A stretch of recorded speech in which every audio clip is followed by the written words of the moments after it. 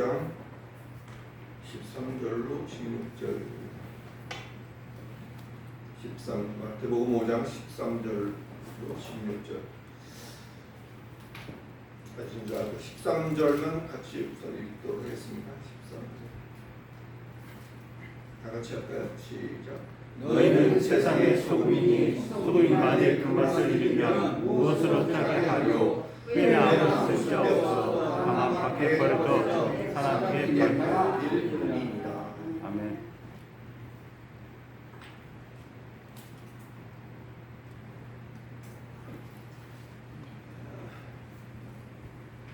잘 지내시나요?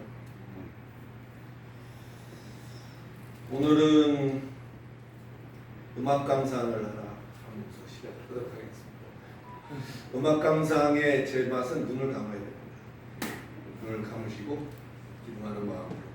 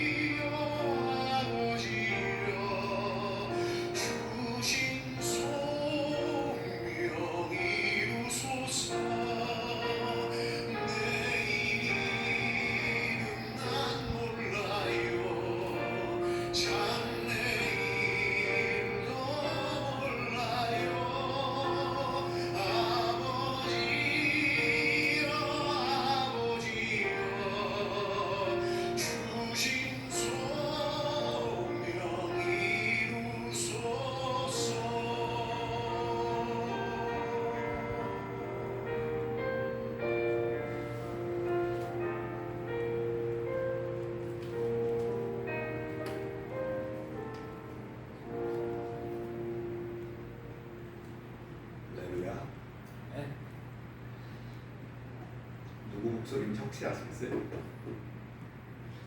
박종호 장로라고 젊어서는 이랬습니다. 코미디언 김현중처럼 이렇게 득치가 컸던. 얼마 전에 이거 보려고 보니까 이제는 다 맞아가지고 파파 할아버지가 됐더라고요. 이 사람은 잘못은 정말 국내파예요. 국내파인데 천의 목소리, 하나님이 주신 목소리. 근데 뭐 그때는 하늘을 찔렀죠. 상당히 아주 대단한 어떤 하늘을 찌르는 그런 나름대로 프라이드가 있었죠. 중간에 목이 암이 걸립니다. 또 하고 뭐 여러 가지 사연이 있고 그러고 나서는 이제 이런 곡들을 부르기 시작하는데 요새도 활동을 하고 있습니다. 전 같으면 쳐다보지도 않았을 그런 곡조들이죠. 지난주에 얼핏 이 곡조가 생각이 나서 한 주 내내 이렇게 읊조리면서 지냈던 것 같아요. 여러분들도 은혜가 넘치는 한 주가 되시기 바랍니다. 진정한 복이 뭔지를 지금 예수께서 산에 올라서 이제 말씀을 하시고 곧바로 이어지는 본문이 이제 오늘 본문이라는 것이 시사하는 바가 우리에게 큽니다.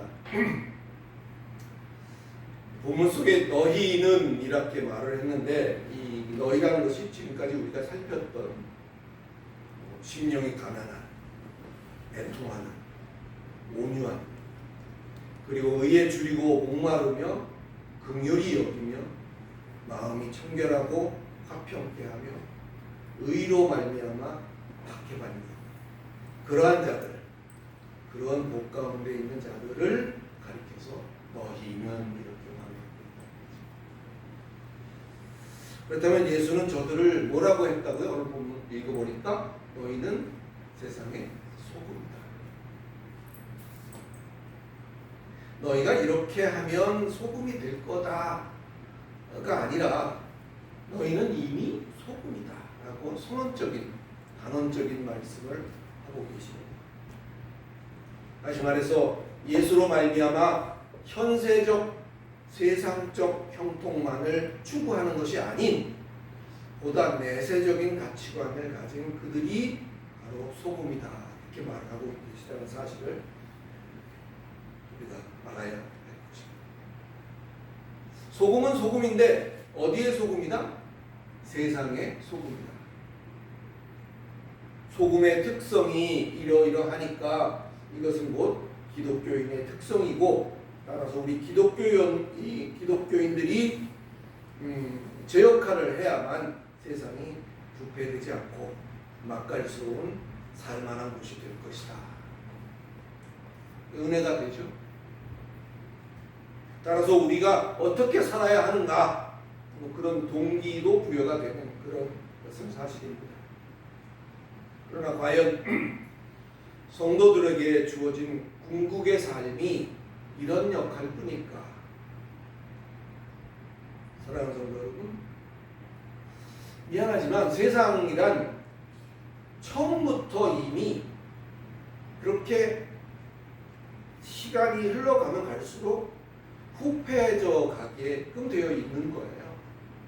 세상이라는 것은 낡아가도록 그렇게 설정이 되어 있는 거예요. 그러다 정해진 때가 이르면 단번에 새 옷을 갈아입듯이 변하게 될 것을 성경은 말하고 있어요. 히브리서 1장 10절에 보면 한번 찾아볼까요? 우리 히브리서 1장 10절입니다. 히브리서 맨 처음이죠. 1장 10절 찾으신 줄 같이 한번 볼까요? 시작. 또 주여 태초에 주께서 땅의 기초를 두셨으며 하늘도 주의 손으로 지으신 나라 그것들은 멸망할 것이나 오직 주는 영존할 것이요 그것들은 다 옷과 같이 낡아지리니 의복처럼 갈아입을 것이요 그것들은 옷과 같이 변할 것이나 주는 여전히 연대가 다함이 없습니다. 아멘. 세상이라는 것은 그렇게 되어 있다는 거죠. 누가 부추겨 물론 가속도가 나거나 좀 더 천천히 나거나 뭐 그런 효과는 있을 수 있겠습니다만은 궁극적인 건 뭐예요? 세상이라는 것은 주께서 지으신 것이고 그거는 세월이 갈수록 뭔가 기능도 떨어지고 여러 가지 우리도 그렇잖아요. 태어날 때와 지금은 전혀 다르다. 그렇게 낡아져 갈 것이다. 뭐 개인적으로는 뭐 환경을 살리자, 뭐 지구를 살리자 이런 것들 굉장히 막대한 비용이 들어갑니다. 그 자체에. 그러나 깨끗한 세상에서 우리가 살고 싶다. 그리고 깨끗한 환경을 우리 자녀들에게 물려주고 싶다라는 어떤 그런 부분에서의 의미는 있을 수 있겠지만 기독교인 입장에서 볼 때는 어쩌면 이것이 성경적이지는 않을 수도 있겠다 하는 생각도 한 번쯤은 우리가 해볼 필요가 있지 않습니까? 그렇다면 이 세상의 소금이라는 것은 뭘 말하려고 하셨을까? 이 부분은 헬라어로는 토할라스 테스 게스 이렇게 표현. 그게 바로 토할라스 테스 게스가 세상의 소금 이렇게 딱 말할 수 있는 부분이거든요. 할라스가 소금입니다. 그리고 게스라는 것이 개의 게스 이렇게 말했는데 이 개라는 것은 사실 땅이에요. 땅. 그러니까 좀 더 엄밀히 말한다면 세상의 소금이다가 아니라 너희는 땅의 소금이다. 그렇게 말씀을 하고 있는 거예요. 여러분 땅이라는 것은 성경에서 비유적으로 자주 쓰이는데 뭐 심령을 말할 때도 막 자주 인용이 되는 비유입니다. 그래서 우리 심령을 밭으로 표현하면서 땅 그렇게 표현하고 있죠. 막 조금 있으면 나옵니다만 그것도. 따라서 진정한 복의 가치를 깨달은 그 심령이 각각 그 심령들 간의 소금이다. 그런 의미로 우리는 이해를 할 수가 있습니다. 소금으로 산다는 것은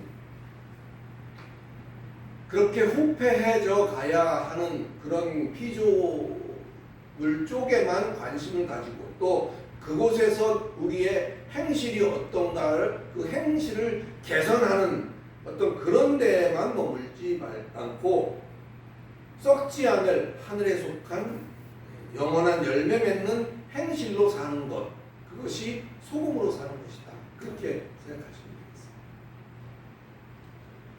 되겠습니다. 소금이 만일 그 맛을 잃으면 무엇으로 짜게 하리요? 후에는 아무 쓸데없어 다만 밖에 버리고 사람에게 밟힐 뿐입니다. 그 뒷구절이 그렇죠. 이게 무슨 의미입니까? 소용없게 되면 그렇게 살지 않으면 내다 버린다. 뭐 이런 협박처럼 들리기도 하고. 그러니까 버려지지 않으려면 어떻게 해야 될지는 알아서 해라. 뭐 이런 얘기를 하시려는 것 같기도 하고. 그렇습니다. 여하튼 그 읽을 때 느낌은 각각 다르겠습니다만 그런 뉘앙스를 배제할 수가 없죠. 맛을 잃다라는 그 단어가 모라이노라고 합니다. 모라이노. 이 맛을 잃다라는 이 단어 속에는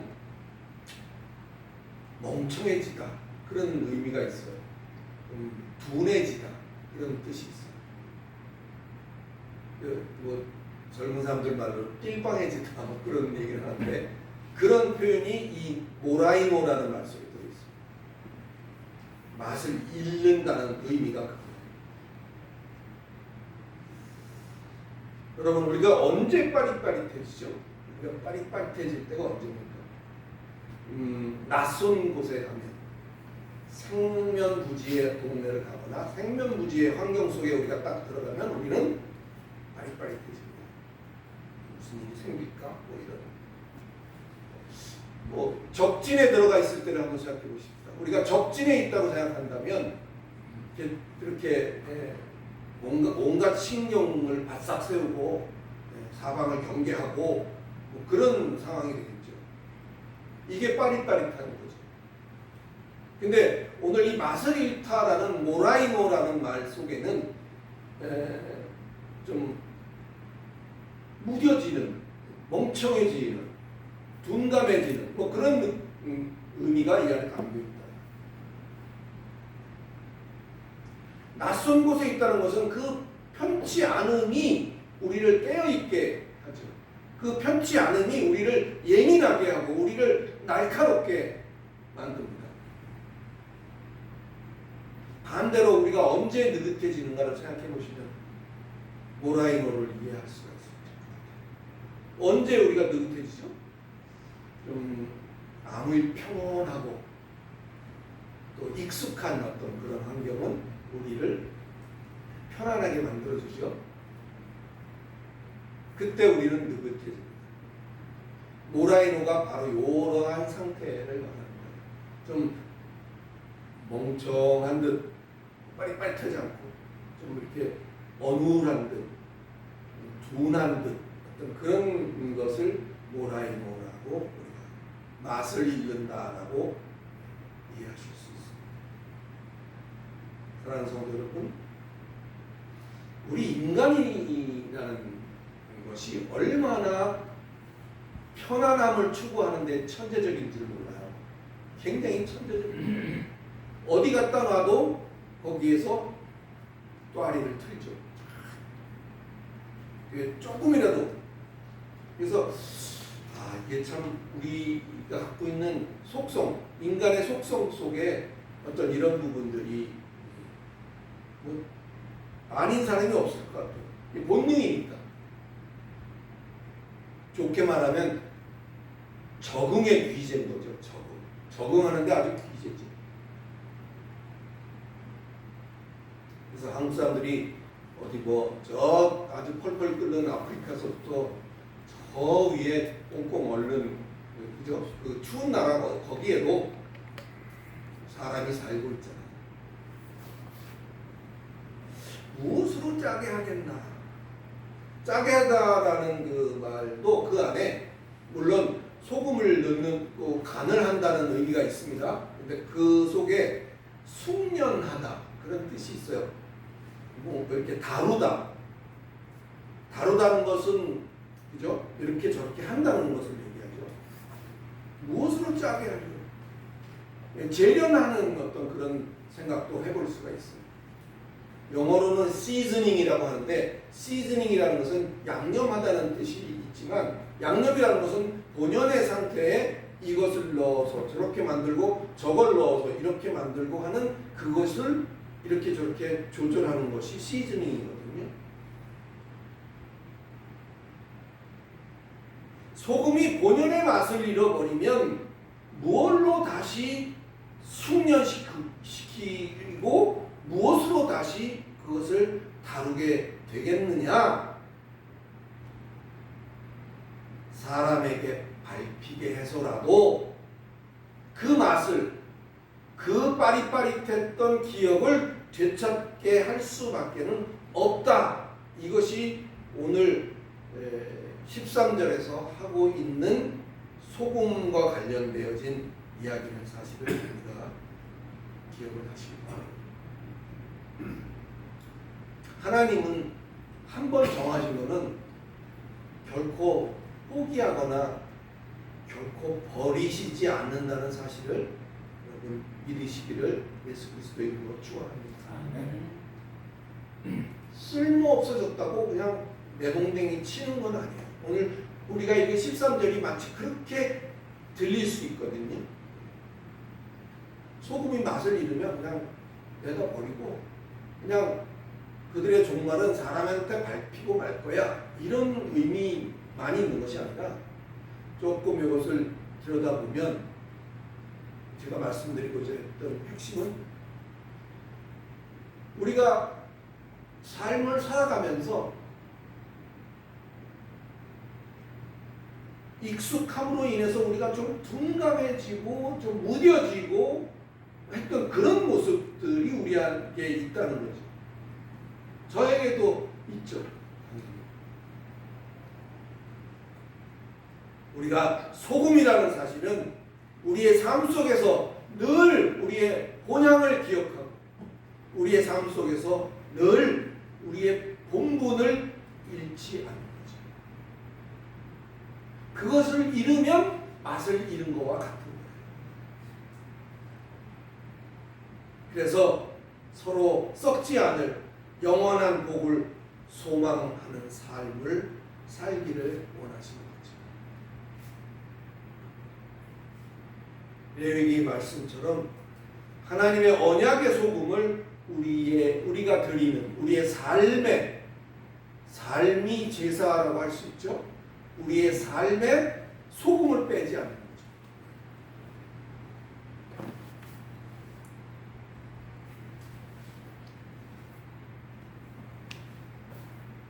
삶이 편안하거나 물론 삶이 편안하지 않더라도 어떻게 하든 거기에 적응을 하는 게 우리의 본능이기 때문에 그 적응을 하다 보면 우리가 놓치거나 잊어버리거나 그런 것들이 분명히 있을 것이고 그것을 잃어버리게 되는 순간 우리는 맛을 잃은 소금과 같은 것이고 그 맛을 잃은 소금일 때 하나님은 우리에게 어려움을 주시고 고난을 주시고 또 사람들에게 짓밟히게 해서라도 다시금 빠릿빠릿하게 만드셔서라도 우리를 사용하실 것이다.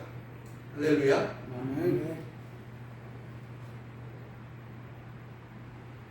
다음 단락으로 넘어가 볼까요? 14절부터 16절이죠. 한 절씩 읽겠습니다. 그 마지막 절은 같이 14절은 제가 읽을게요. 너희는 세상의 빛이라 산 위에 있는 동네가 숨기지 못할 것이요 사람이 등불을 켜서 말 아래 두고자 하냐고 등행에 드나니 이름으로 집안 모든 사람들에게 비치느니라. 다 같이 이같이 너희 빛을 사람 앞에 비치게 하여 그들로 하여 착한 행실을 보고 하늘에 계신 너희 아버지께 영광을 도와주리라. 아멘. 세상의 빛에 대해서 말하는 거죠. 땅의 소금하고 마찬가지로 이 본문의 표현 역시 장래에 그렇게 될 것이 아니라 너희는 빛이다. 지금 이미 빛이라는 것을 선포하고 있다는 사실을 우리가 아울러서 중요한 의미를 갖는 것입니다. 노력한다고 빛이 될까요? 애쓴다고 빛이 되는 것이 아니다. 밝기의 차이는 있습니다. 분명히 밝은 사람이 있고 좀 덜 밝은 사람이 있고 뭐 빛이라고 다 똑같은 건 아니잖아요. 그죠? 엄연히 그러나 밝기의 차이는 있을지 몰라도 엄연히 어둠하고는 그 본질 자체가 다르다. 할렐루야. 네. 우리는 빛입니다. 덜 밝든 무지하게 밝든 상관없이 우리는 빛이에요. 산 위에 있는 동네가 분명히 산 아래에 있는 동네들과 명확히 다른 것처럼 감출 수 없다는 것은 불변의 사실입니다. 산 위에 있는 동네를 어떻게 감추겠어요? 사랑하는 성도 여러분, 저와 여러분은 어디에 있는 걸까요? 저와 여러분이 산 위에 있다는 사실, 그리고 저와 여러분이 빛이라는 사실, 또 저와 여러분이 빛이고 산 위에 있다는 사실이 변할 수 없고 그것을 감출 수도 없다는 것, 이 세 가지의 공통점은 모두가 그것을 보고 있다는 사실입니다. 보이고 싶지 않아도 보여지는 거예요. 앞서 말했던 땅의 소금이 우리의 심령에 대한 영향을 미치는 내적인 것이다 라고 한다면 지금 말하고 있는 14절로 16절에서 말하고 있는 세상의 빛이라고 하면 이거는 진짜 코스모스예요. 이거는 정말 세상이에요. 아까는 땅이었지만 이것은 하나님이 지으신 모든 만물, 그걸 코스모스라고 한다고 그랬잖아요. 그 세상에 피조물, 피조세계에 영향력을 미치는 외적인 관계에 초점이 맞춰져 있다는 사실을 간파하시기를 예수 그리스도의 이름으로 축원합니다. 내적으로는 우리는 소금이고 외적으로는 우리는 빛이다.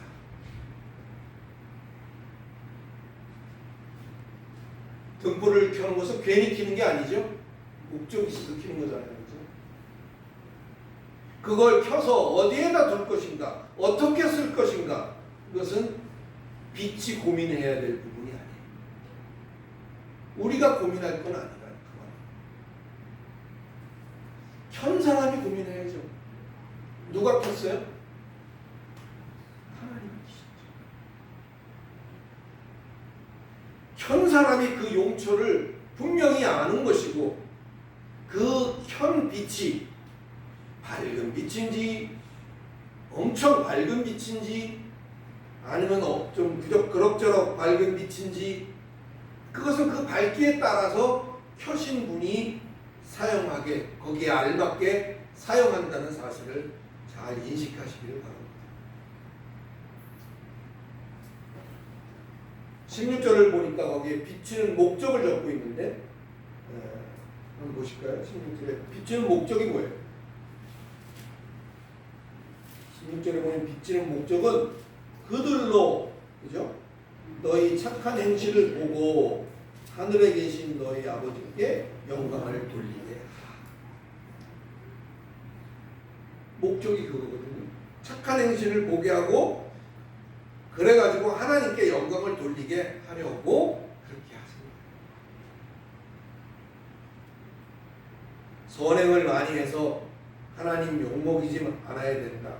굉장히 이것도 은혜스러운 말인 건 맞아요. 좋은 일, 착한 일 많이 해서 나쁠 거 없겠지만 고작 이런 얘기들을 하려고 장본인인 예수가 입을 열었을까? 착한 행실에 대한 어떤 개념을 우리가 그죠? 정리해야 될 필요가 있죠. 이 착한이라는 말이 뭐 선한, 좋은, 아름다운 이런 것들로 번역이 가능한 단어거든요. 그래서 헬라어에는 그렇게 사용할 수 있는 단어가 두 가지가 있어요. 하나는 오늘 본문에 사용하는 칼로스라는 말이에요. 칼로스 뭐라고 번역 가능하냐? 착한, 선한, 좋은, 아름다운 이 칼로스. 또 똑같이 번역할 수 있는 단어 하나가 아가도스예요. 아가도스. 근데 이 아가도스는 하나님 보시기에 그렇다는 용도로 사용돼요. 아가도스. 사무엘상 12장 같은 데서의 표현을 빌리자면 하나님을 경외하고 하나님을 섬기기 힘쓰는 것, 그것을 보시고 하나님이 아름답구나, 좋다, 아가도스다 이렇게 말씀하신다는 거죠. 오늘 본문에서 말하고 있는 칼로스는 사람이 보는 쪽에서의 느낌을 말합니다. 사람이 보기에 착한, 사람이 보기에 선한, 사람이 보기에 좋은, 사람이 보기에 아름다운 이것을 칼로스라고 합니다.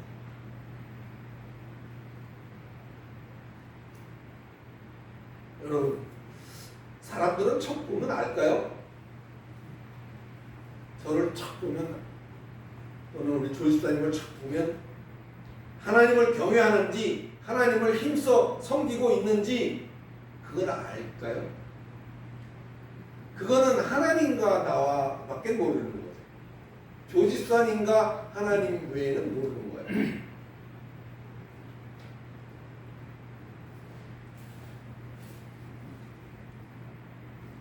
소리 없이 남을 돕는 것, 또 여러 가지 미담의 장본인이 되는 것 등등, 이 다 칼로스에 속합니다.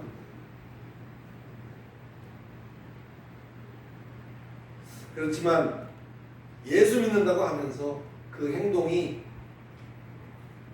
아름다워 보이지 않는 것, 칼로스라고 할 수 없는 것들 있잖아요. 눈살을 찌푸리게 하는 어떤 그런 경우.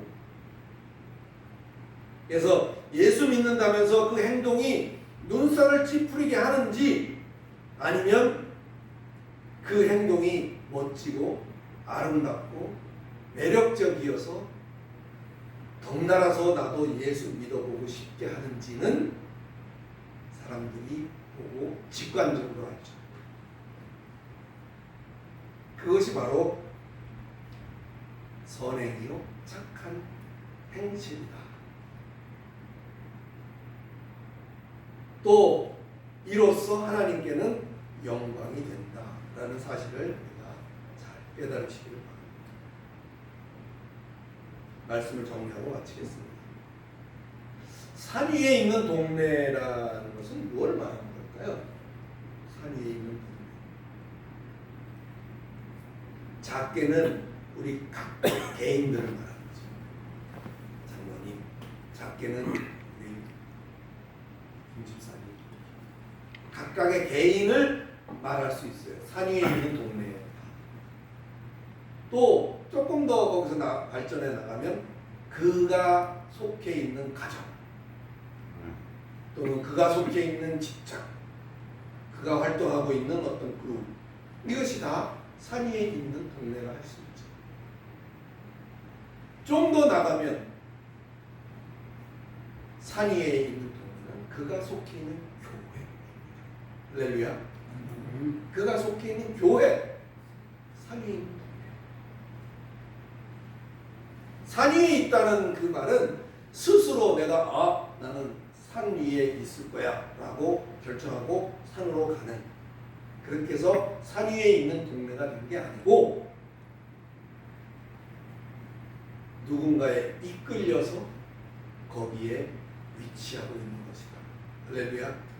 이게 무슨 의미인지 여러분 깨달으십니다.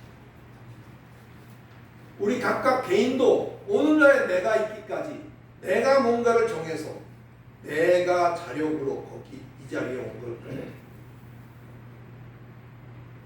우리가 있는 이곳에 산 위에 있는 동네로 세워진 이 숨쉬는 교회도 우리가 정해서 거기에 뭔가 이렇게 하는 거 아니다.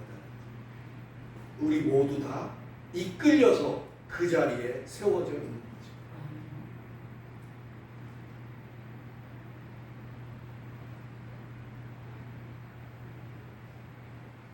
하나님은 우리를 이끌어 그 자리에 성도 되게 하셨고, 하나님은 우리를 이끌어 그 자리에 교회 되게 하신 것임을 분명히 인식하시기를 예수 그리스도의 이름으로 축원합니다.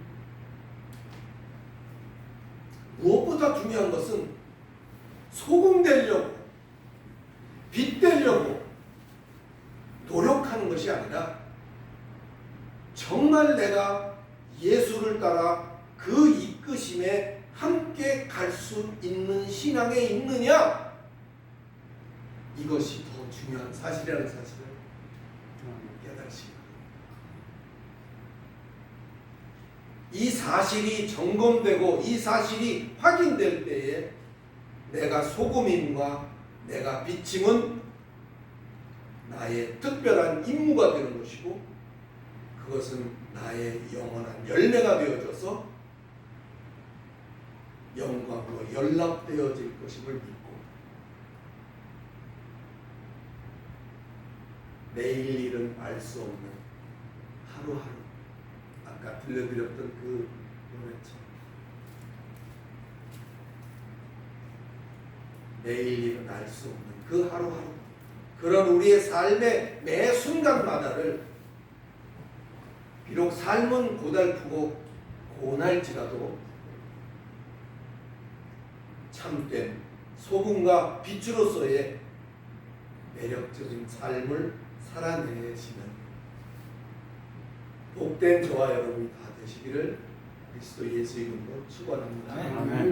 기도하겠습니다. 거룩하신 하나님,